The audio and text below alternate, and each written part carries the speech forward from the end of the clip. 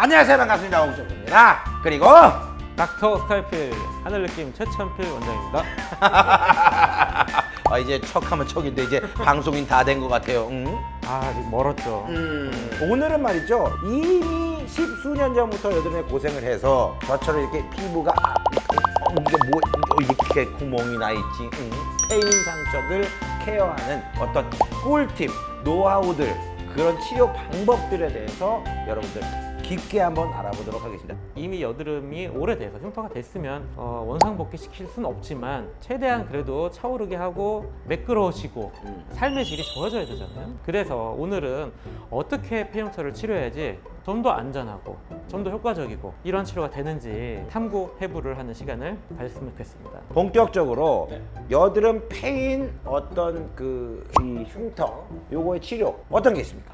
한 10년 전쯤이죠. 우리 팍셀이라는 나도 들어봤어. 프락셀 레이저. 관심 있으신 분들은 아마 고개가 끄덕끄덕. 아주 유명한 대표 명사인데 이게 왜 중요한 이제 레이저냐면 원래 흉터 치료는 얼굴 전체를 그냥 한 판 깎는 거밖에 없었어요.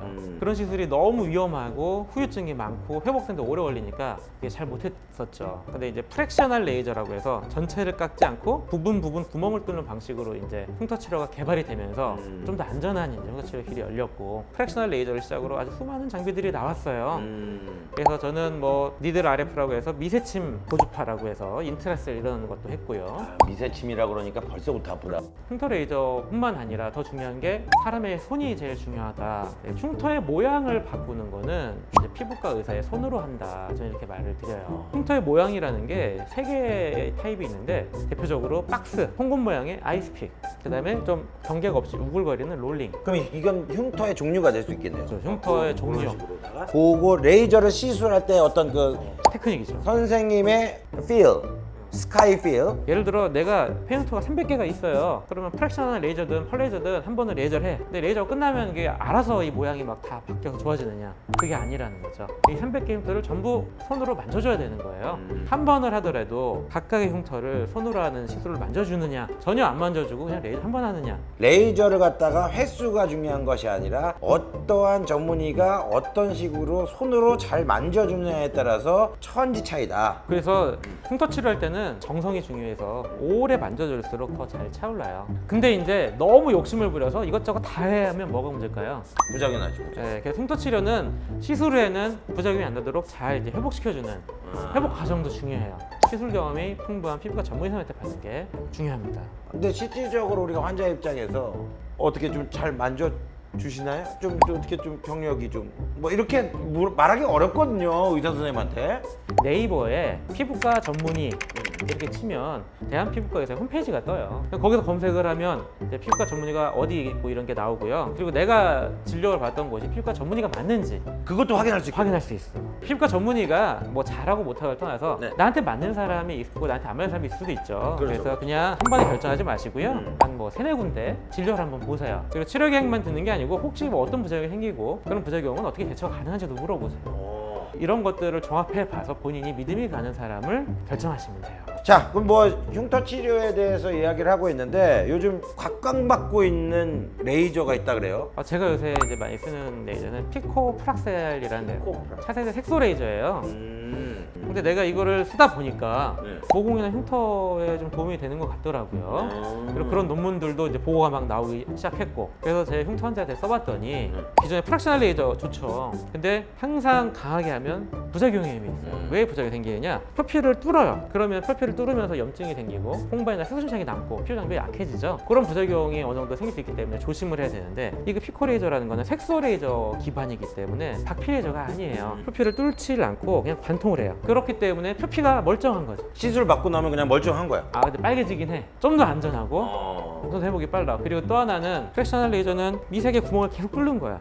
그러니까 얕아는 지는데 매끄러지지가 않아요. 그러니까 얕아지면 제가 펄레이저라는 시술을 전체를 좀 깎아주면 매끄러워지는 거죠. 대신에 전체를 깎는 거라서 좀 5일 정도 좀 재생 테이프를 붙여야 돼요. 월차를 내거나 좀 휴가를 내야 되거나 뭐 추석 설 이런 때 많이 하는데 기억해 주십시오, 여러분. 월차 내야 될지도 모릅니다.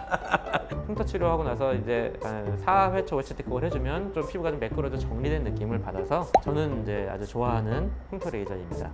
레이저 얘기를 쭉 했어요. 여드름 흉터 치료에서 레이저만 있는 건 아니죠? 아까 얘기했지만 이제 의사가 직접 손으로 하는 시술이 무척 중요하다. 그 중에 이제 제가 오늘 소개시켜줄 거는 흉터 필러 시술이라는 거예요. 흉터 필러 어떤 겁니까? 흉터 레이저를 한다고 볼륨이 많이 차진 않아요.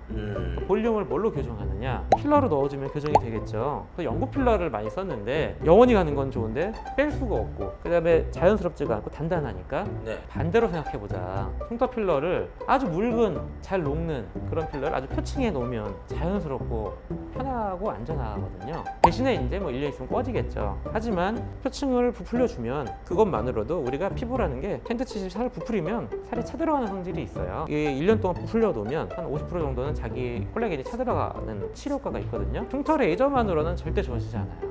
흉터 레이저와 흉터 필러를 같이 해줘야 좋다. 그렇게 이제 말씀을 드립니다. 아니 근데 여기 보니까 도넛 필링이라는 것도 있어요. 그럼 정확히 말씀드립니다. 흉터 필러는 유착되지 않은 부드러운 롤링에만 효과가 있어요. 그렇죠. 근데 롤링만 있느냐 흉터가 아까 말하냐면 박스와 아이스픽이 있어요. 이 박스에 필러를 넣으면 이 박스 자체가 차오르니까 모양이 안 바뀌죠. 그러니까 그건 어떻게 해줘야 되냐? 깎아야 돼요. 이 90도를 한번 깎으면 뭐 60도가 되고 또 깎으면 45도, 또 깎으면 35도. 네. 점점 완만해지겠죠. 그건 뭘로 깎아요? 탄산가스 레이저나 어비움 레이저로 주변을 레이저로 깎는 거죠. 주변을 도로록 깎으니까 도넛 모양이 나와요. 그래서 제가 도넛 필링이라고 하는데 저는 그래서 보통 깊은 박스는 한 달에 한 번씩 2번, 3번 피코 프락스를 하면서 도넛 필링을 같이 해서 완만하게 만들어줘요. 그 다음에 이제 아이스픽 흉터는 뭐냐면 그냥 구멍이 조금 깊은 거죠. 얼음 송곳으로 찍은 거 폭 같은. 파인 거. 그렇죠. 폭 파인 거. 우리가 예를 들어 3번 하고 50% 차오른다고 해도 박스는 눈에 보여요, 차오르는 게.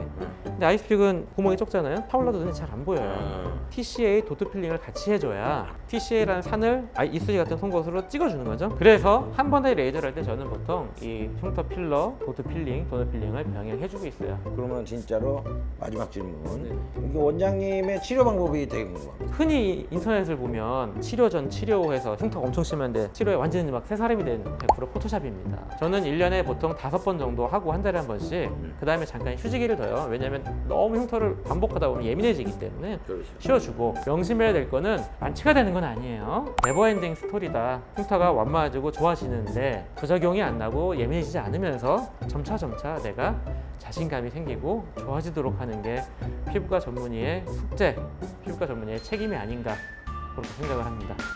꽤 긴 시간 동안 궁금했던 거 물어봤는데 도움이 되셨다면 여러분 꼭 좋아요 눌러주시고요. 마지막으로 한 말씀 해주시고 마치도록 하겠습니다. 솔직히 여드름 페인 흉터가 제가 아무리 쉽게 하려고 해도 솔직히 말하면 어려운 주제라 최대한 쉽게 얘기하려고 노력을 해봤는데 어려우셨을지 모르겠어요. 질문 이제 달아주시면 다음번에 좀 더 쉽게 비유하면서 또 설명할 수 있는 기회를 만들어 보도록 하겠습니다. 오늘 영상은 여기까지입니다. 저희는 또 우리 최 원장님은 다음 비디오에서 더 유익하고 아주 재미있고 알찬 컨텐츠로 여러분들 찾아뵙다고 약속드리면서 마치도록 하겠습니다. 여러분 그럼 들어가세요. 네.